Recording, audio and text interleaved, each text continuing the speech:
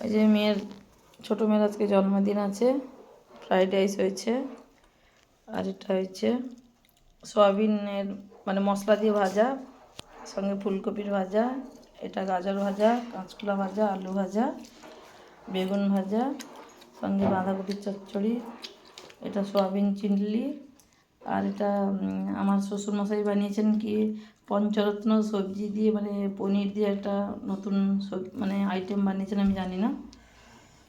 আর এটা পায়েস আছে, সঙ্গে চাটনি আছে ফ্রুট দিয়ে, এটা দই আছে মিষ্টি দই, সঙ্গে এই যে মিষ্টি, এটা আছে পাঁপড়, সঙ্গে আছে ওই যে এত চকলেটস আছে, আর ওই যে লেস কুরকুরে এইসব আছে, কোল্ড ড্রিঙ্কস আছে, আর জল আছে।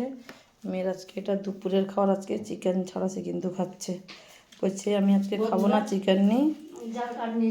এই যে আমার শাশুড়ি মা এই যে জাল কাঠ নিয়ে যাচ্ছে, দেখা মুখটা দেখাও শাশুড়ি মা, এই যে জ্বালন কাঠ নিয়ে যাচ্ছে, নাতনির আজকে জন্মদিন তো এই যে পায়েস হবে, এই যে জাল কাঠ নিয়ে যাচ্ছে আজকে। এই যে নাতনির জন্মদিন এসছে, এই যে কি কাঠ নিয়ে এসছে, জ্বালান হবে।